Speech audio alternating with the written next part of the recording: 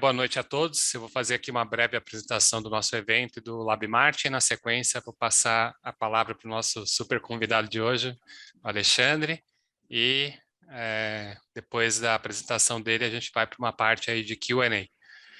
Então, muito bem, a gente está aqui na segunda jornada, a gente programou esse evento com 3 dias de palestras, né? Esse evento, ele é organizado pelo LabMart, que faz parte da FIA, né?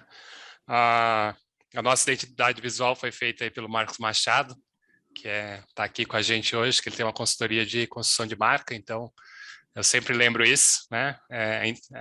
Top Brands ajudou a gente nesse sentido.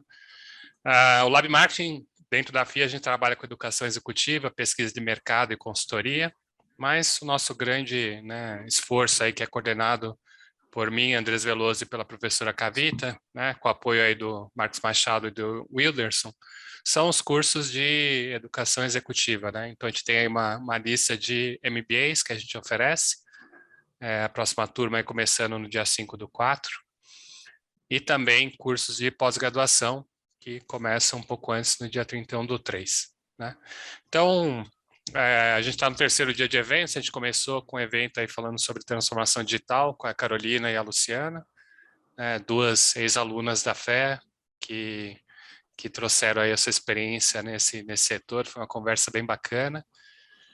Ontem, o Marcos Machado estava coordenando, eu não estava aqui porque meu voo atrasou, então acabei chegando, quando pousou já tinha terminado, mas foi uma conversa muito boa, pelo que eu ouvi falar, com o Edson da Danone, e o Kevian da Natura, e a gente fecha hoje, né, como eu falei no começo, com o nosso super convidado aí, o Alexandre Boza, né, para falar aí dos grandes desafios que as marcas estão enfrentando no contexto atual. Então, como eu disse antes, uma breve apresentação. Alexandre, mais uma vez, muito obrigado aí por ter topado participar, e é com você. Obrigado, Andrés. Boa noite, pessoal. É um prazer estar aqui conversando um pouco com vocês, voltando aqui um pouquinho para perto da USP, da FE. Como acho que talvez alguns de vocês saibam, eu também sou ex-aluno aqui da faculdade, fiz economia aqui, depois eu fiz parte do mestrado aqui em administração, não concluí meu mestrado, mas fiquei um tempo aqui mais perto da faculdade, então é sempre muito bom voltar aqui para poder conversar um pouquinho com vocês a respeito de um tema tão legal quanto o marketing. Se eu pudesse eventualmente fazer uma introdução, espero ser breve aqui para a gente poder ter mais conversa do que uma apresentação. Eu acho que talvez tenha cinco ideias que eu gostaria de dividir com vocês aqui para a gente poder refletir um pouco, né? A primeira ideia é a ideia de que a gente, e pensando nesse contexto de desafios, né, de gestão de marcas, né, acho que a primeira ideia que eu gostaria de dividir com vocês é a ideia de que a gente está caminhando rapidamente para uma economia de atenção. A gente tá e me explica um pouco melhor, né? Se durante muitos anos aí, até o início deste século aqui, a gente tinha uma gestão de marcas e uma comunicação com consumidores muito baseada na interrupção, né? Eu tento entrar numa hora em que você está fazendo alguma coisa para te falar a respeito da minha marca, dos meus produtos, né? Tipicamente era o intervalo da TV, que era um inferno, né? Para quem é um pouco mais velho, né? Ou aquela hora que você estava no rádio ouvindo uma música e de repente entrava uma publicidade no meio da música que você estava tentando gravar, né? Essa interrupção, ela evoluiu rapidamente para uma interação, né? Para um momento em que a gente começou a ter cada vez mais marcas falando diretamente com seus consumidores, com seus clientes. E eu acho que nos últimos, diria, talvez nos últimos 5 anos, mas muito aceleradamente nos últimos 2 anos, a gente tem evoluído rapidamente para o que eu estou tentando trazer aqui como conceito dessa economia de atenção, da interação para a atenção. E qual que é a diferença disso? A interação entre as marcas e os seus consumidores, ela foi engolida por um movimento maior onde as pessoas começam a interagir entre si falando sobre as marcas, né? Então, a gente deixou cada vez mais no universo do marketing de ter controle completo sobre o que se fala a respeito das marcas, né? E essa conversa fica cada vez mais fluida e de controle bastante mais tênue, né? Obviamente, isso aqui é, ao mesmo tempo, legal e um pesadelo para quem trabalha com marcas, né? Na medida em que né, controle é sempre algo que acaba limitando, né, o que as pessoas podem falar a seu respeito. Se você se controla demais, você, né, não gera, de fato, uma conversa e uma interação. Mas também você corre o risco de ficar completamente à mercê de movimentos que aconteçam, independentemente da sua vontade enquanto marca de poder passar uma mensagem A ou uma mensagem B. E isso, num universo, né, num tempo em que a gente vive, que é um tempo de um acesso infinito de informação, né, e de um aumento, por conta disso, de uma insegurança muito grande no sentido de, bom, peraí, essa informação que tem aqui, ela é de verdade a mais importante? Será que eu estou com a informação correta? Será que esses caras estão me falando a verdade? Né, ou na verdade, eu deveria me informar sobre o que eles querem me vender com alguém que eu confie, né? Então, esse é o pano de fundo onde a gente vive, né? Então, e você conseguir garantir que você tem atenção para a sua marca nesse contexto fluido e bastante menos previsível, né? Acho que é o grande desafio das pessoas que trabalham em gestão de marca e será cada vez mais, né? E esse desafio, entrando numa segunda ideia, né? Ele começa por você conhecer seu consumidor. E parece, esse é um conceito antigo, né? Esse é um conceito, um dos conceitos mais importantes, né? Quando a gente fala em marketing, né? De você conhecer de fato o seu cliente ou o seu consumidor, né? No meu caso, trabalhando em empresa de consumo, é o consumidor. Mas ele também tem sido bastante desafiado nos últimos anos, né? Se até algum tempo atrás conhecer consumidor significava um pouco mais do que saber qual era o sexo e qual era a idade e, eventualmente, qual era mais ou menos o nível de renda dessa pessoa, geografia, né? Pouco mais que isso. Hoje em dia, e até por conta dessa conversa que você quer estabelecer com seus consumidores mais fluida e mais intensa, hoje em dia, para você poder fazer isso, você tem que conhecer muito mais sobre as pessoas com as quais você quer conversar. Se antes era fácil você criar uma comunicação perfeita e botar numa tela de televisão, hoje, se eu quero gerar conversa em torno de um tema específico, eu preciso saber muito mais com quem eu estou conversando. O que de fato interessa para essa pessoa, né? Como eu vou gerar empatia com essa pessoa, né? Qual é o tom de voz? Qual é o momento que essa pessoa vive, né? Qual é o entorno que essa pessoa está avaliando ou está percebendo para eu poder introduzir uma ideia que gere conversa?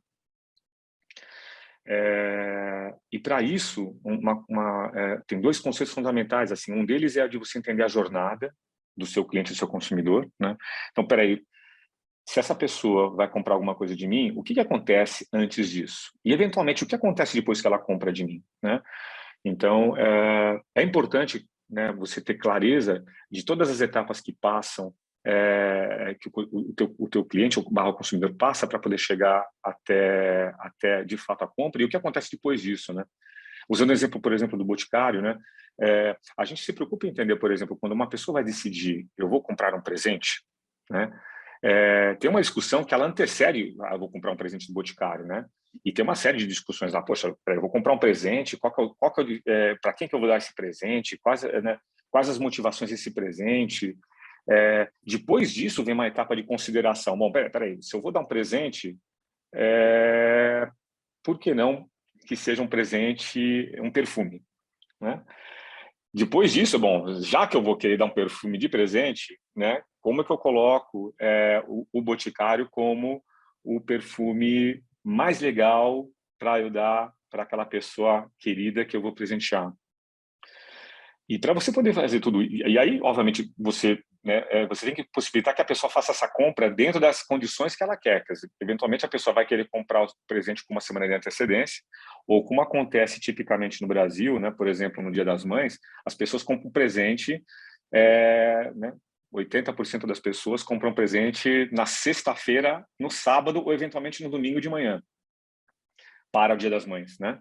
Para o Dia dos Pais, então, a coisa é ainda mais apertada, né, do que eventualmente no Dia das Mães.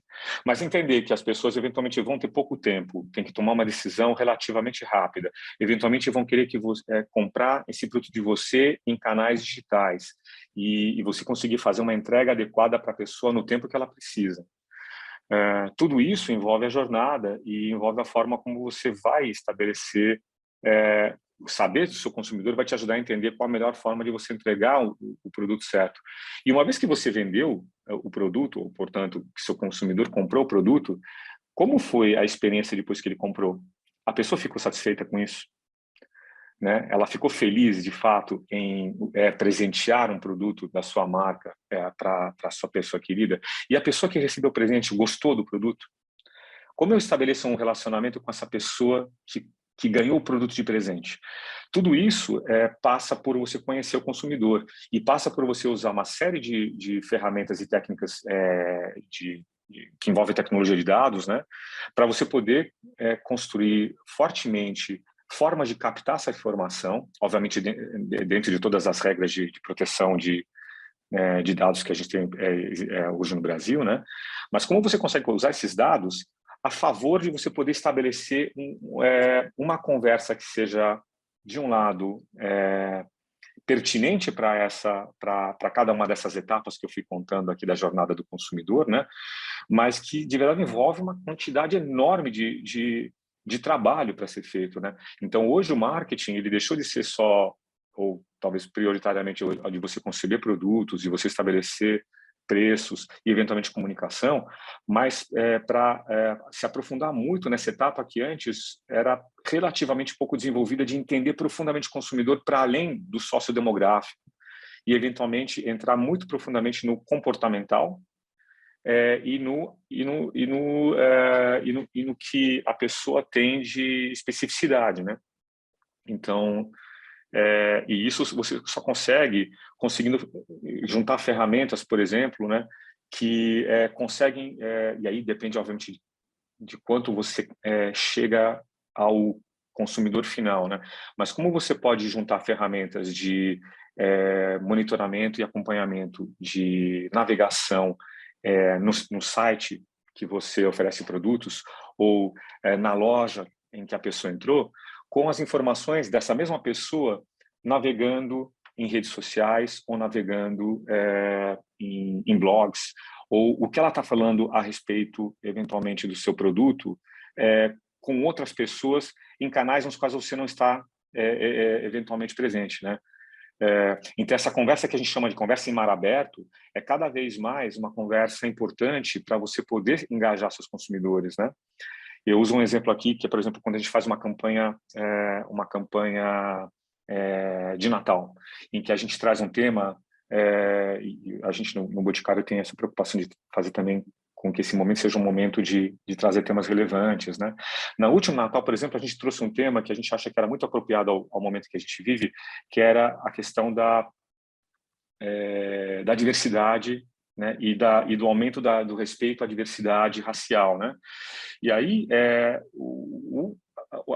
a ideia central era a ideia de um menino negro que se ressentia pelo fato de que ele nunca tinha visto Papais Noéis negros ao longo da sua infância e que quando ele chega adulto ele resolve ser o Papai Noel negro.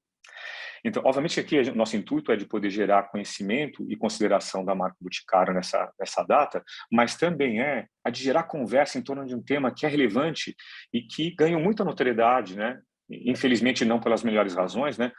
Ao longo do ano passado, né? Com tudo que aconteceu no Brasil, acontece há muito tempo, mas que ganhou visibilidade no Brasil no último ano e também nos Estados Unidos, né? Em torno do tema do desrespeito à diversidade e, em particular, ao preconceito policial em relação à nossa população negra, né? Então, você poder entrar na conversa das pessoas que eventualmente estão falando, poxa, você viu aquela campanha do Boticário? E entrar nessa conversa sem ter sido, entre aspas, chamado, você tem que ter, obviamente, primeiro, informação de qual que é qual que é o andamento dessa conversa e como você entrar nela de um jeito bacana, de um jeito otimista, de um jeito construtivo, né? E para tudo isso você precisa de informação e de vários sistemas, vários que estão hoje em dia disponíveis, né? E que ajudam você a poder, de fato, conhecer mais seu consumidor antes de interagir com ele, né? Talvez uma terceira ideia que eu queira colocar depois dessas duas, né? A da economia da atenção e a do desse conhecimento avançado do consumidor, seja a decorrência de você estabelecer uma conversa, essa conversa que gera conteúdo, que gera interação, mas que ela com consumidores, é a de você poder possibilitar um ambiente que transforme essa conversa em compra, que tem sido bastante chamado de ecossistema, né? Mais recentemente, esses ecossistemas transacionais, né? O que significa que cada vez mais vai ser importante eu conseguir facilitar, simplificar o acesso dos meus canais de venda aos consumidores que estão, de alguma forma, interagindo comigo ou interagindo entre si a meu respeito em canais digitais. E esse processo de facilitação de compra, obviamente, parece, né? Imagino que parece fazer sentido quando eu estou falando aqui, mas é extremamente complexo, né? Na medida em que você tem que pegar e conseguir identificar as pessoas, bom, aquela pessoa que eu sei que entrou na minha loja e que depois curtiu um post que eu fiz no Instagram, é a mesma pessoa que está falando com o amigo dele num grupo do Facebook e que eventualmente está interessado em comprar um perfume, né, do Boticário. Como eu faço com que essa pessoa consiga rapidamente, né, sem perder tempo e sem se distrair, acessar o meu site e fazer uma compra rápida, que atenda a sua necessidade, né? Então, tudo isso exige da gente ter essa conexão de informações e ambientes de transação que sejam extremamente eficientes, né? Se eu tiver que pegar, não, fala, olha, tá aqui um link, sai de onde a sua conversa, entra aqui no Safari ou no Chrome para acessar o meu site, bom, acabou, você já perdeu esse consumidor, né? Então, essa conexão de coisas é extremamente importante nessa economia da atenção, né? Na medida em que chamar atenção é difícil, conhecer as pessoas é difícil, uma vez que você consegue essas duas coisas, você tem que possibilitar rapidamente de que a pessoa, na hora que ela considere que ele comprar o seu produto, que ela o faça da forma mais tranquila e rápida possível, né? Um quarto conceito que também está atrelado a tudo isso é a ideia de que a gente, para gerar essas conversas e para chegar à venda no final, você tem que ser relevante, né? E aí entra, eu acho que um ponto importante, né? Para você ser relevante, você tem que ser verdadeiro, eu acredito que você tem que ser interessante, né? Você tem que ter algum tipo de charme, mas obviamente você tem que ser verdadeiro. Você tem que falar para mim de coisas que eu acredito e de coisas que fazem sentido para mim, né?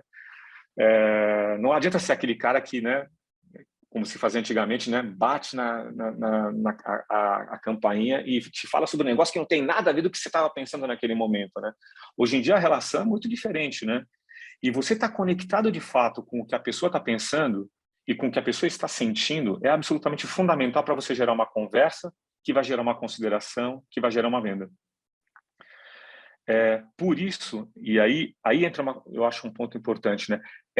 Essa conexão genuína, ela depende de empatia, ela depende de sensibilidade e ela precisa espelhar o que as pessoas sentem sobre si próprias. E no mundo entrando um pouco no mundo do boticário, que é esse mundo da beleza, aí você começa a ter coisas que são relevantes para poder gerar essa empatia, gerar essa conversa, né? Até poucos anos atrás, era muito difícil, por exemplo, de você ver comunicações onde os protagonistas eram pessoas negras, né?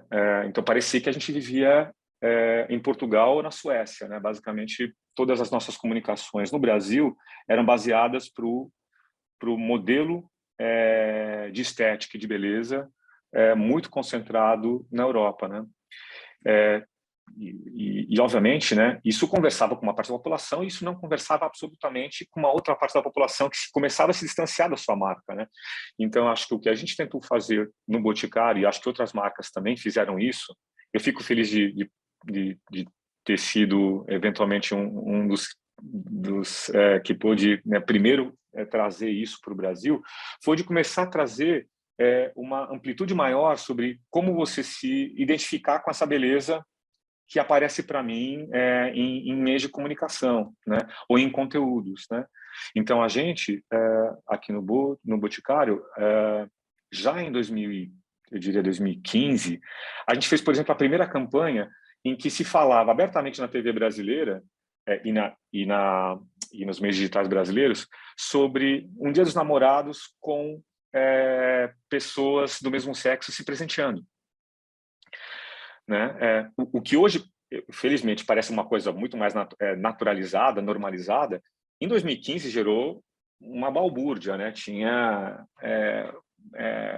né, pastor promovendo boicote a produtos do Boticário, tinha, felizmente, né, uma grande legião de pessoas nos defendendo e falando que o pastor era né, despropositado. Mas eu acho que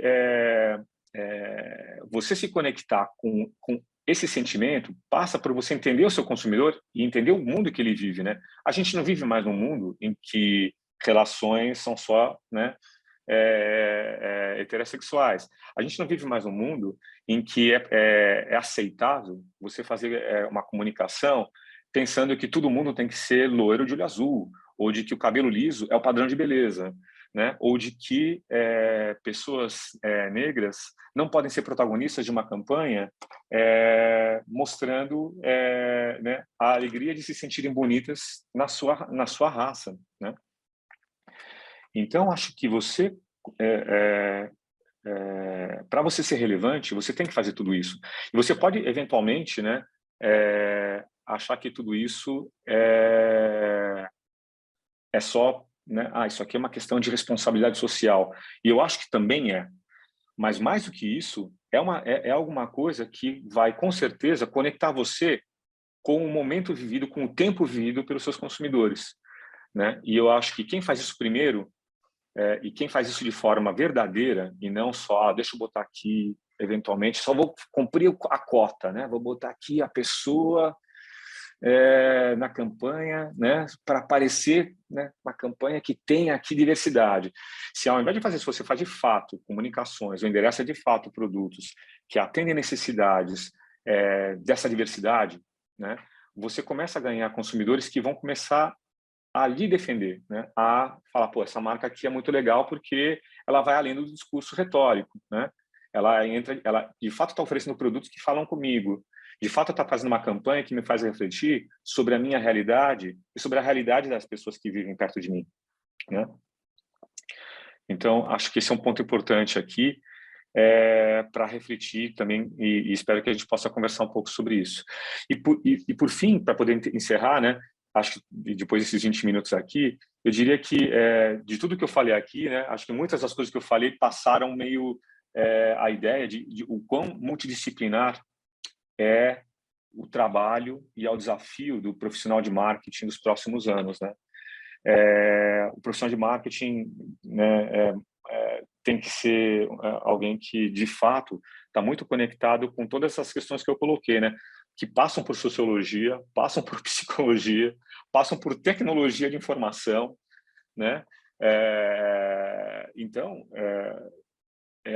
a vida, né, de nós, administradores e profissionais de marketing, tem ficado muito mais complexa, porque exige da gente estar conectado o tempo todo e estar né, com esse espírito do tempo que a gente vive e estar conectado com disciplinas que até pouco tempo atrás eram consideradas coisas, deixa eu chamar alguém de TI, né, de tecnologia para resolver isso aqui. Hoje em dia, não.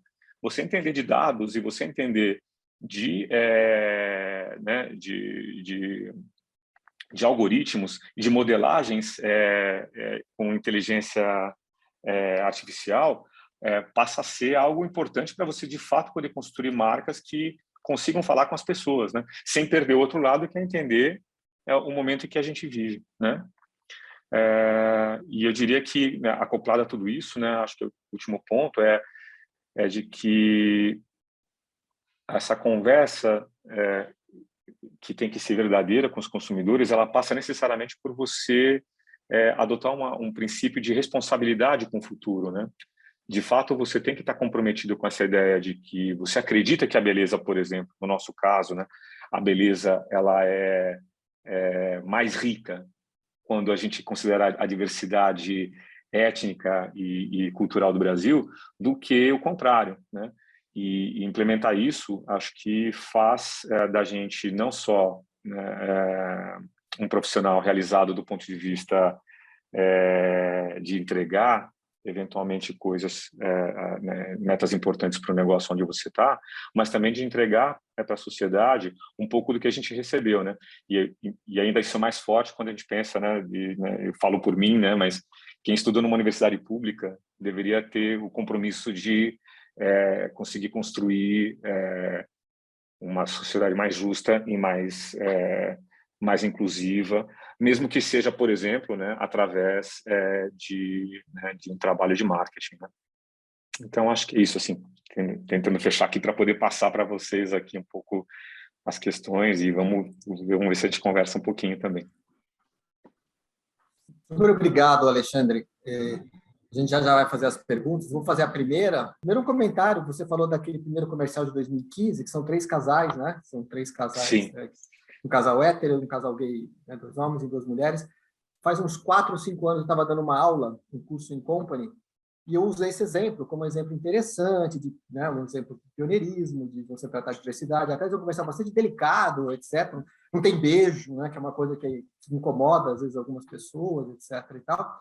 E aí, no coffee break, veio falar comigo uma pessoa, você não está me reconhecendo, era o fotógrafo do evento, ele era um dos atores que faziam o comercial. Ah, que legal. Foi muito engraçado, foi uma coincidência, né, muito interessante. Mas, enfim, né? Essa questão da diversidade, de como as marcas tratam, eu acho que tem vários estágios, mas tem 2 que eu queria destacar. Primeiro, tem que ser uma coisa que vem de dentro, né? Ou seja, tem que estar dentro da companhia, você ser inclusivo, aceitar a diversidade. Não adianta você fazer uma campanha da porta para fora se lá dentro você não está praticando isso, isso acaba vindo à tona cedo ou tarde, né? E pega muito mal. Agora, partindo do pressuposto, né, de que a empresa já internalizou essas questões e está alinhada, né, com essas questões, está superada, né, essa questão, né, da rejeição, quer dizer, ou seja, né, a gente tem uma sociedade diversa. Você tem aquelas pessoas radicais de um lado, radicais de outro. Quando a gente fala de união homoafetiva, tá longe. Me parece que essa questão ainda não está superada quando a gente pensa em sociedade. Estamos num caminho, né? Como a marca lida com isso, né? Como lidar com isso quando você recebe as pedradas, as pauladas, enfim, né? Os tiros, os boicotes, etc. E tal. O que você recomenda? Feita a escolha, como lidar com isso, né? Eu acredito que a gente precisa ter escolhas, né? A gente precisa, acho muito ruim, e esse é o risco, né? Das marcas ficarem em cima do muro. E eu acredito que cada vez mais marcas não vão poder ficar em cima do muro, né? Se elas quiserem se sobressair a multidão, né? Porque, óbvio, escondidinho lá é confortável, né? Ninguém te critica, não tem gente pedindo seu boicote, né? Por outro lado, também ninguém fala sobre você, né? Ou fala tipo de uma forma muito transacional ou muito protocolar. Então, eu acredito que, independente do mercado, independente do seu posicionamento, e para a vida, né, cara, vamos ter uma opinião sobre as coisas, né? E eu acho que as marcas têm que fazer a mesma coisa. As marcas têm que ter opinião. Óbvio que isso, por exemplo, no caso do Boticário, tem que passar pela discussão de o que a marca qual é a personalidade dessa marca? O que ela tem como a sua missão, sua vocação, né? E o Boticário é uma marca que, apesar de ser uma marca que tem uma participação, nosso maior share está, né, num país tão desigual como o nosso maior share está na classe AB, né? A gente tem uma penetração muito grande em classe C e em classe D também. por exemplo, né? A gente tem também uma dispersão muito grande em faixas etárias distintas e em geografias distintas, né, de norte a sul do Brasil. Então, a marca ela tem um compromisso com essa diversidade, mas, ao mesmo tempo, ela tem que ser democrática, né? Então, como você falar de temas importantes, trazer temas importantes para a discussão, entendendo que, quando você quer falar com muita gente, vai ter parte das pessoas que vai discordar de você. E aí, no caso do Boticário, o que a gente propõe é de uma conversa que não é uma conversa do tipo, olha, eu acredito nisso e você não gostar, tá fora. Mas é uma conversa que busca gerar essa reflexão positiva, sem gerar ou sem alimentar a discórdia ou como a gente fala hoje em dia, né, a lacração, né? Então, a gente tenta não ficar lacrando temas, por exemplo. Eventualmente, outras marcas fazem diferente, né? Eu lembro recentemente do caso daquele jogador de futebol americano, o Copernic, né? E a Nike, que os caras pegaram né, aquela campanha tal, que gerou, né, aquela loucura lá de gente queimando os tênis da Nike. E a Nike falou, olha, cara, se não quiser mais comprar meu tênis, não compra, né? Tipo... E tem marcas que se posicionam dessa forma um pouco mais incisiva, e ok, porque a marca tem um pouco mais esse perfil, eventualmente, de ser mais sharp, né? E no caso, acho que do Boticário, o nosso compromisso foi o contrário, foi tentando respeitar um pouco dessa personalidade da marca, a de tentar convidar para essa reflexão de um jeito mais inclusivo, eu diria. E não parou por aí, tá, Marcos? Assim, eu lembro que, depois disso, a gente teve várias outras campanhas. Felizmente, outras marcas também começaram a fazer campanhas assim, em torno do tema, né, da orientação sexual e da aceitação da diversidade em torno disso. Mais recentemente, a gente também se dedicou mais, por exemplo, em torno da questão da diversidade étnica, né? Eu lembro que a gente fez e da diversidade de biotipos, né? Eu lembro que a gente fez recentemente uma campanha em que a protagonista, ou a principal atriz da campanha, era uma garota, uma jovem negra e acima do peso, né? Ou acima do peso né, de uma campanha típica de produto de beleza, né? E assim, gerou, de novo, discussão. Nossa, por que essa, né, entre aspas, gordinha está aí nessa campanha? Né? Obviamente também teve comentários de cunho racista, né? Mas, de novo, né, ao mesmo tempo, foi muito legal porque teve muita gente, nossa, essa menina está super bonita e ela está super feliz, né, com o corpo dela. E que bom que ela está feliz com o corpo dela. Então, acho que as discussões em torno de beleza, elas propiciam muito para a gente essa reflexão em torno do que é, né, o que é bonito para você, o que é bonito para o outro. O que é o padrão de beleza que deveria ser aceito ou faz sentido ter padrão de beleza? Né? Então, eu diria que é isso. Assim, a gente está conseguindo eventualmente avançar e acho que a marca está sendo reconhecida pelos consumidores como uma marca que se debruça sobre esse tema, porque de fato é um tema que a mim me interessa e com isso eu também consigo ter ao redor de mim pessoas, profissionais que estão de fato imbuídos em que a gente tem que mexer nessa ferida nacional, né, que né, o país, né, o país da sociedade que para fora parece super cordial, mas que internamente tem que resolver muitos problemas de aceitação do diverso e dentro de si, né? Mas é isso, eu acho que tem que se posicionar, não dá para ficar em cima do muro, senão ninguém fala de você. Né? Eu vou até aproveitar esse gancho aí nesse finalzinho, né? Eu sou professor da área e essa é uma pergunta super comum. A gente tem que se posicionar? Eu vou até discordar um pouquinho desse finalzinho do Alexandre. Falando, não, a gente não tem que se posicionar. Mas a chance de você se tornar irrelevante é enorme. Quer dizer, não tem. Né? Mas aí você quer ser relevante? Então, a questão é, né, me parece tão óbvio que uma marca precisa ser relevante que se torna necessário você se posicionar. Né? E aí tem uma questão da maneira da resposta que eu queria pontuar. Eu me lembro quando vocês, por ocasião dessa campanha de 2015, falei, vamos ver como é que a marca vai reagir às pedradas que virão. E algumas vieram, né? Eu me lembro de ter visto uma resposta assim de alguém né, numa rede social, etc., vai pegar, mas isso é um absurdo, né? Vocês estão incentivando o homossexualismo, isso, a família, enfim, um discurso dessa natureza. E aí a resposta da marca foi, olha, a gente lamenta, a gente não queria ofender ninguém, nem convencer ninguém, mas é o que a gente acredita. A gente acredita que o amor, uma relação afetiva, né, Exato. não se restringe a uma relação heterossexual. Então, não queríamos te ofender, mas a gente vai continuar mantendo o que a gente pensa. E é o que a gente tem que fazer na vida, na realidade, né? E assim, você vai partir para a briga, né? Você está errado, você é um absurdo, você é um reacionário. Você vai cancelar, não, né? Depende, aí você tem que estar alinhado com a Bom, também personalidade depende do discurso, é verdade. e você tem que estar alinhado com a personalidade da sua marca, aquela questão, o que eu penso? Né? Quer dizer, eu sou a favor disso? Como é que eu reagiria? Eu vou partir para a briga, eu vou respeitar o ponto de vista e vou manter o meu? Quer dizer, e tem marcas que partem para a briga, que também é uma alternativa, mas a gente tem que estar alinhado, né? Tem que estar muito alinhado com o pensamento interno. André, você tem alguma pergunta? Eu sim, até conectando no que vocês estão falando, a minha curiosidade assim, no sentido de como é que é na prática esse aprendizado interno, né? Porque quando você vai adotando essa diversidade, você acaba incorporando um discurso e um linguajar que ele às vezes é diferente daquele que era usado anteriormente, né? Até termos como você se refere às pessoas, aos grupos, termos que são adequados, que eram usados, depois deixam de ser. Então, a gente vive isso na universidade, né? Porque o grupo de alunos jovens que estão entrando, eles vêm de uma diversidade muito maior, são muito mais livres para se assumir. Então, você pegar, por exemplo, na FE, a gente fez uma pesquisa esse ano e a gente tem como público LGBTQ+, cerca de 15% dos alunos que se autodeclaram nesse grupo, né?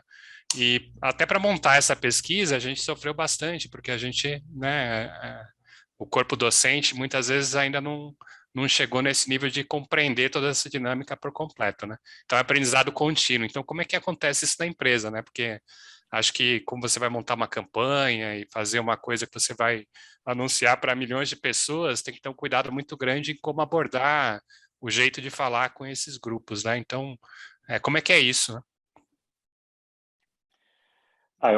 Eu acho que é um super desafio e a gente tem que assumir que a gente sempre vai poder fazer melhor na próxima, né? E aprender com cada movimento, cada experiência que a gente faz. Eu super concordo com a ideia de que é um desafio, Andres, e que a gente sempre pode, né, ter vieses inconscientes que se manifestam lá e que eventualmente são difíceis de você captar antes de você, né, eventualmente gerar algum tipo de movimento errado, né?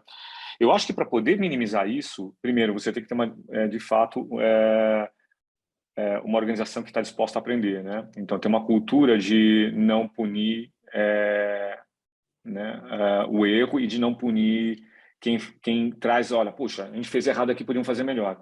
Acho que outro aspecto fundamental é de você conseguir aumentar a diversidade dentro do seu grupo. Então, na medida que você tenha um grupo mais diverso trabalhando com você consegue né, contrapor os seus vieses com outras visões de realidade, né? E acho que isso é um movimento que eu acredito que é super importante, né, da gente poder expandir dentro das organizações, né, e os profissionais para além desse grupo que até muito recentemente era muito restritivo, né? Eu diria menos em marketing, eu posso dizer que menos do ponto de vista de gênero, né? Então a gente já tinha uma presença bastante grande de profissionais mulheres, mas e no caso, né, de empresa de indústria de consumo de beleza, também o público LGBTQIA+ já era relativamente presente porque tinha muito a contribuir, né, quando o assunto é cuidado pessoal. Mas, por exemplo, do ponto de vista de diferentes realidades sociais, diferentes realidades geográficas, né? E até incorporar mais o tema da diversidade étnica, racial brasileira é fundamental, né? Você ter gente diversa. Eu lembro que anos atrás, quando a gente começou a desenvolver uma das nossas marcas, que é a Quem Disse Berenice, a gente uma das ideias era de que a gente pudesse, por exemplo, criar uma paleta, né, um conjunto de cores, de bases que pudesse ser utilizado da maior forma possível por toda a diversidade de peles das consumidoras brasileiras, né? E isso no começo era dificílimo, porque, na verdade, quando a gente, né, desenvolve o produto, muitas vezes você testa produto internamente, ou você tem que chamar consumidoras para poder testar. E aí a gente começou a ver, poxa, peraí, como é que a gente vai testar, por exemplo, pessoas que têm uma pele retinta, né? Então, é desafiador, né? Aí você fala, pô, peraí, estamos vendo aqui que a gente precisa ter mais diversidade de gente aqui dentro, de profissionais que possam, de fato, desenvolver um produto específico para uma pessoa de pele, de pele negra. Ou, né, eventualmente, de um cabelo de um tipo de cacheado específico, de um tipo de crespo, que é muito diferente de uma pessoa, né, né, ficar desenvolvendo produto a partir do que ela nunca experimentou e nem percebeu, né? Óbvio que as pesquisas de mercado podem ajudar, mas eu acho que você ter gente que, de fato, consegue trazer a realidade, seja para o produto, seja para a comunicação, seja para essas formas de interação, é super importante. Então, eu diria que é por aí, Andrés, a gente precisa ganhar diversidade, trazer pessoas diferentes para trabalhar com a gente, e dada essa multidisciplinaridade, trazer pessoas que consigam aportar diferentes aspectos dessa multidisciplinaridade também para as discussões e para o trabalho. E está aberto a isso, né? Porque também não adianta trazer essas pessoas e falar, bom, legal, mas eu vou fazer de outro jeito, né? Então, como você incorpora uma cultura de fato, de usar essa diversidade que a gente tem no Brasil ao favor do consumidor e da empresa, né? Legal. Então, vou fazer uma pergunta aqui que é bem interessante, não sei se é fácil de responder, mas enfim. Aliás, antes de fazer um preâmbulo, né, a gente, uma das disciplinas lá do OMP de Branding, tem um exercício de Brand Equity, tem duas partes do exercício, tem os pilares de Brand Equity da marca, passa por imagens associadas às marcas, né? Que não tem a ver com atributos funcionais. Tem duas marcas, que são Havaianas e Boticário, que são muito associadas a amigo secreto. As pessoas pensam em amigo secreto e a marca, de algum modo, ela faz parte, né, desse cenário, etc. Ou seja, é uma marca que, como você disse, muita gente compra para dar de presente. Vocês têm alguma forma de monitorar o presenteado? De saber, né, quem ganha presente se curte, se gosta, dá para saber? Consegue se chegar ou é um mundo que a gente não consegue acessar ainda quando a gente pensa em jornada do cliente, né? A gente está falando de um usuário, consumidor, que não é alguém que comprou. Vocês conseguiram avançar alguma coisa nisso, Alexandre? Então, a gente... acho que esse é um dos nossos maiores desafios, né, Marcos? Porque até recentemente, né, eu diria recentemente, até poucos anos atrás, 2 anos atrás, a gente tinha eventualmente acesso a essa informação, mas ela não estava dentro de uma realidade, de uma arquitetura de dados, né, que permitisse a gente usá-la de forma concreta para poder gerar conversas, né? Porque tem isso, né? Não basta só você fazer a pergunta. Também é como você guarda essa pergunta dentro do teu sistema de dados, né? E como você, a partir desse sistema de dados, vai tirar essa informação e modelá-la, né? Que é um pouco a gente falava sobre a questão da disciplina, das disciplinas, as várias, né? Que estão envolvendo hoje engenharia de dados, ciência de dados, tal, que eu acho que é uma vertente super legal para os profissionais de marketing também poderem se aprofundar. Mas eu diria que assim, esse permanece sendo um grande desafio. As estratégias mais recentes com as quais a gente está trabalhando, elas passam um pouco pela ideia de que a gente tem que aumentar o grau de interação ao longo da jornada, aumentar essa economia da atenção, de forma que eu possa cada vez mais identificar um consumidor com o qual eu conversei, por exemplo, através de um post no Facebook, com o consumidor que entrou na minha loja para comprar um produto né, na minha abordagem na loja, conseguir perguntar para ela, você vai dar isso de presente? E eu conseguia, naquele momento, com a consultora, transformar essa informação em um dado que eu posso retroalimentar o sistema. Imagina assim, o grau de dificuldade. A gente tem quase 4.000 lojas, cada loja tem cerca de 5 a 10 consultoras, né, vendedoras de loja. Cada uma dessas pessoas, por exemplo, numa data de mães, atende cerca de 50 a 100 pessoas por dia. Então, como é que eu vou pegar para garantir que a pessoa perguntou para a cliente que entra na loja, você vai dar de presente? E como eu consigo rapidamente, ao escutar a resposta, transformar isso num dado que eu posso alimentar os meus bancos de dados, né? Eu consegui saber que a Ana entrou na minha loja que fica no Butantã e que ela falou que ia comprar um presente e que esse presente, by the way, era a marca X dentro da loja. Então, acelerar todo esse processo de captação de dados de forma a torná-lo algo que não é exaustivo para o cliente é fundamental. E a gente tem a sorte, acho, no Boticário, de poder ter acesso a esse consumidor que chega na ponta, né? Diferente de outras marcas que eventualmente tem que usar ou uma farmácia ou um canal de autosserviço, um supermercado, para vender seus produtos. Então, as estratégias, todo mundo tenta dar, né, o seu próprio jeito, mas as estratégias mudam um pouco. No nosso caso, ela passa por a gente poder acelerar essa captação de dados nos nossos canais de venda direta e também a de poder aumentar o nível de interação com o presenteado. Então, cada vez mais a gente tenta possibilitar que o presenteado possa, por exemplo, né, se der para uma pessoa que eu dou presente a possibilidade de ela comprar um cupom, outros produtos da marca, eu sei que ela ganhou o presente. E aí eu posso abrir uma conversa com ela e eventualmente oferecer para ela um desconto em outros produtos e saber o que ela gosta, o que ela quer, né? Então, isso é um pouco, acho que cada vez mais o que a gente busca é criar oportunidade de conversa, sabe? Criar elevadores, naquela coisa, você entra no elevador, e aí, como está o dia para você, né? E, na verdade, isso acontece na medida em que você consegue, né, através dos produtos ou da sua comunicação, encontrar esses ganchinhos para você poder gerar conversa e gerar identificação das pessoas, né?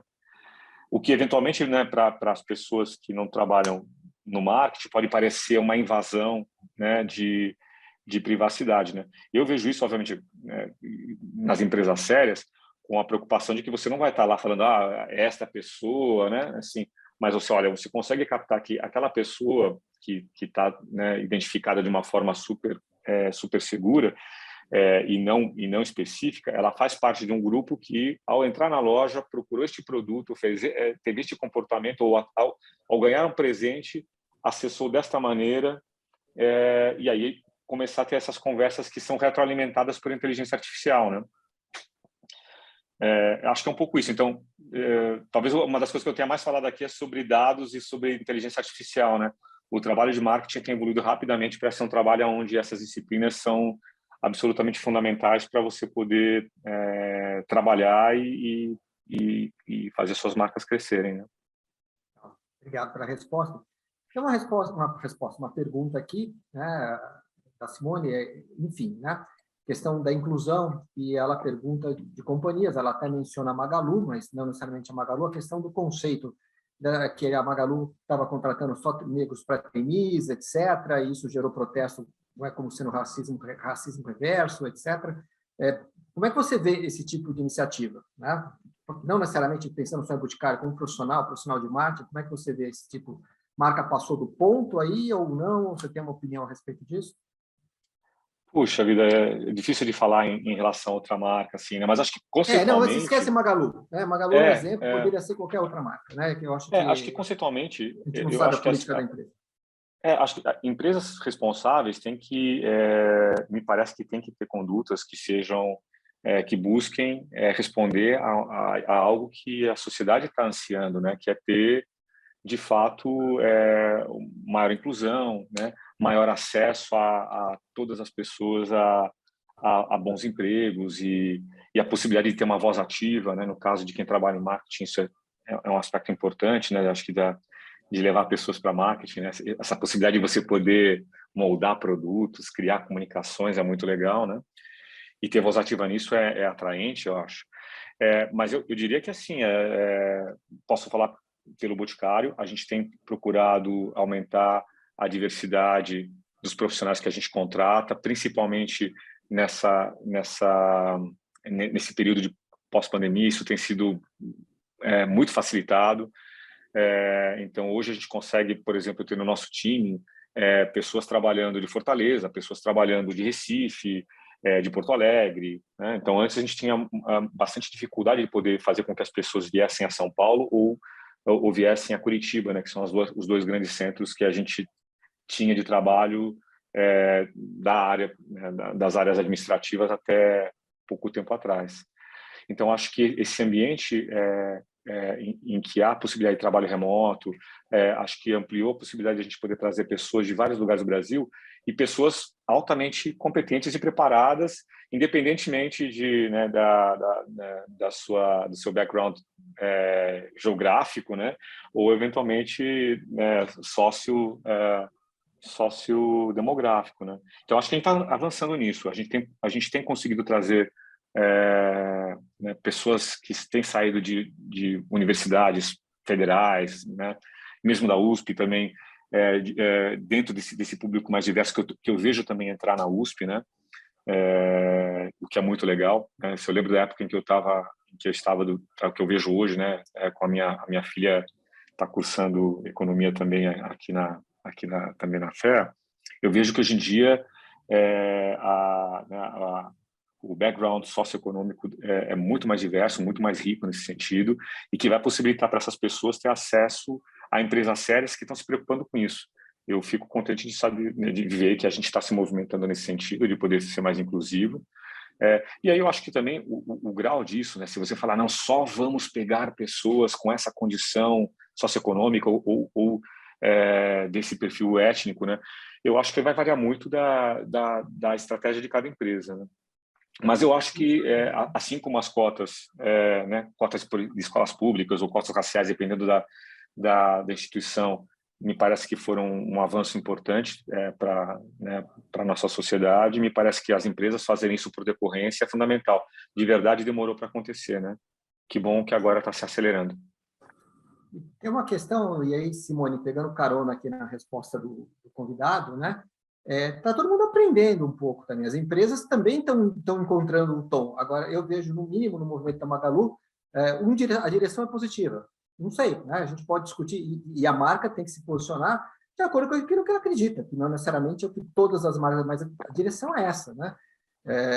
Eventualmente, né, existe também um racismo estrutural histórico, e se a gente tiver um escritório de arquitetura, tiver uma vaga e eu quiser contratar alguém que seja negro, desde que seja competente, pode ser uma forma também de eu ter a crença de que estou, de alguma maneira, corrigindo uma distorção histórica. Quer dizer, então, a gente também está encontrando a mão, mas quando eu penso quando eu comecei a trabalhar em marketing há 20 anos atrás, o consumidor era loirinho sempre, olhos azuis melhor ainda, etc. A gente caminhou tanto, né? Então a gente não vai acertar tão rápido assim o tom. Acho que isso é muito positivo. Tá? Bom, eu acho que a gente tem tempo aqui para mais uma pergunta, por causa do nosso horário, né? Posso mandar uma aqui, Marcos? Antes Manda. Toca o pau aí, Andrés. Uhum. Eu vejo que o Boticário ele tem também várias ações no sentido de plástico verde, produtos veganos, cruelty free. Então, são várias ações aí que tentam, de alguma forma, trazer essa questão da responsabilidade da empresa sobre os produtos que ela cria, né? E achei bem bacana essa história de pele 3D, né? Vi aqui, tem um vídeo no site muito interessante. Então, como é que vocês incorporam esses aspectos no posicionamento da marca? Que legal, obrigado pela pergunta. Esse é um outro tema que eu sou bastante fã, assim, sou super animado em poder falar sobre ele, Andrés. A gente, aqui no grupo, né, aqui no Boticário, a gente está há mais de 10 anos sem fazer testes em animais, né, e incorporando várias tecnologias que buscam, na verdade, reduzir impacto ambiental, né. Isso é sempre difícil, porque muitas vezes, né, você tem uma dificuldade que é dois tipos de dificuldade, né, acho. O primeiro muitas matérias-primas elas vêm de fora do Brasil. E até muito recentemente, por exemplo, a China tinha uma legislação que obrigava a testes em animais antes de serem utilizados em seres humanos. Então, assim, muitas marcas não conseguiam nem falar eu não fiz testes, porque apesar de ele não ter feito testes, ele usava uma matéria-prima que havia sido feito teste. Então, aí entra no ponto que eu acho que muitas empresas, como acho que foi o caso do Boticário aqui no Brasil, começaram a desenvolver seus próprios protocolos, né? E eventualmente desenvolver, como é o caso aqui da pele artificial, né? que ela consegue, na verdade, através foi desenvolvido com a Universidade Federal do Paraná, aqui no Brasil, conseguiu desenvolver um protocolo que permitia a gente conseguir saber se aquele produto tinha um nível de acidez ou um nível que tivesse ou não acima do aceitável para a pele humana. A gente conseguia criar um tipo de tecido artificial que tinha exatamente o pH da pele humana. E eu acho que esse é um ponto interessante, né? A gente conseguir, no Brasil, ter empresas que estão preocupadas em não só atender a legislação local, né, mas estarem dispostas a poder, eventualmente, atender a legislação de outros lugares, outros países em que, eventualmente, a legislação é ainda mais rígida que a nossa, né? Então, por exemplo, o Boticário vende produtos na Europa e vende produtos nos Estados Unidos. A legislação europeia, a legislação, em particular, da Califórnia e de Nova York, são bastante mais restritivas, inclusive, do que a brasileira. E a gente tem feito produtos pensando nisso. Olha, cara, eu vou fazer um produto de acordo com a legislação mais restritiva do ponto de vista de que tipo de material que eu uso, quais são os ingredientes que eventualmente podem ter algum tipo de... existe algum tipo de menção na literatura que podem ter algum tipo de efeito colateral negativo sobre a saúde das pessoas, né? Então, é muito legal. Falo também com orgulho assim, de trabalhar numa empresa que, mais do que ficar pegando e comprando produto na China, né, o que eventualmente a gente também pode fazer, a gente está preocupado em desenvolver localmente tecnologias que permitam a gente desenvolver produtos levando em conta disso, né? Então, por exemplo, a gente foi uma das primeiras empresas no Brasil a desenvolver, junto com a Braskem, uma produção em larga escala de produtos com embalagem que a gente chama de pé verde, né? Então, a gente usa, na verdade, uma resina que ela tem uma participação importante de material, né, que não é material de origem fóssil. E por aí vai, assim, temos trabalhado também com várias iniciativas de desenho de produtos, de design de produtos, que já partem do princípio de que você vai tentar desenhar esse produto no sentido de reduzir o impacto ambiental nele, né? Seja através de você mudar as características dele para poder reduzir a quantidade de embalagem, seja você usando uma embalagem reciclada, né? Então, o avanço tem sido muito grande. Por exemplo, a gente hoje, praticamente 90% da nossa linha de maquiagens, ela é vegana, e ela é 100% cruelty-free, mas ela é vegana e em 90% dela, né? E ela só é 100% porque, em alguns casos, a gente usa cera de abelha, né? E aí você precisa, eventualmente, dessa cera. Ainda, né, estamos trabalhando na tecnologia para substituir esse material para poder colocar em algumas das nossas maquiagens, né? Que é um desafio mundo afora. E é isso. Então, acho que tem várias coisas legais. Acho que muitas empresas no Brasil tem se debruçado sobre isso de um jeito importante. Acho que a gente, no Boticário, tem, em particular, se preocupado em fazer isso com essa responsabilidade de que, né, não adianta só eu querer aumentar as minhas vendas, mas garantir que esse produto chegue para o consumidor com menor impacto ambiental, com uma menor pegada ambiental, com uma menor produção de CO2 e, eventualmente, se a pessoa se dispuser, que ela traga de volta para mim, né? Porque a gente também tem o maior programa de logística reversa do Brasil. Tem mais cidades em que o Boticário recolhe nas suas lojas embalagens de vidro e plástico do que cidades em que há, de fato, programas de reciclagem. Então, a gente consegue, eventualmente, né, mesmo em cidades que ficam em lugares bem mais distantes, assim, que eventualmente as prefeituras ainda não conseguiram montar esquemas de reciclagem, esse produto, né, a mesma transportadora que leva os produtos traz caixas com embalagens que foram recolhidas para reciclagem e a gente direciona isso para um conjunto de cooperativas que vão saber dar a destinação correta a isso e, eventualmente, a gente reusa esse material nos nossos próprios produtos, nas nossas lojas, né?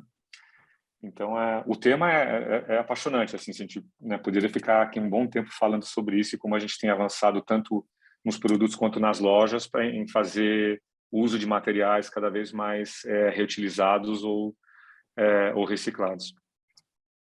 Legal. Super obrigado, Alexandre. Obrigado pela presença, um tema muito legal, uma abordagem muito interessante. Para o público, infelizmente, a gente não consegue fazer todas as perguntas, a gente vai fazer uma seleção aqui, um pouco daquelas mais polêmicas, aquelas que aparentemente têm mais interesse para o grupo como um todo, mas, enfim, mas tentamos responder da melhor forma possível. Tá? Alexandre, muito obrigado. Obrigado, Andrés. Queria agradecer a todos os participantes, lembrando aos participantes que nos próximos dias, quem segue as nossas redes sociais, as redes sociais do LabMart, pode acompanhar. A gente vai disponibilizar em breve os vídeos dos 3 dias. Às vezes alguém não pôde estar num dos dias, esteve hoje, mas não esteve ontem, ontem. Nos próximos dias vocês vão ter acesso aos vídeos do nosso canal de YouTube. Então, é só nos seguir nas redes sociais. Tá? Muito obrigado mais uma vez. Obrigado, Alexandre, e obrigado, Andrés. E ano que vem a gente vai de novo realizar a jornada e a gente vai divulgar para o pessoal. Tá bom, pessoal? Valeu. Bacana. Obrigado, pessoal, pela oportunidade. Bons estudos para vocês. Obrigado mais uma vez. Boa noite, pessoal. Boa noite, pessoal. Tchau, tchau.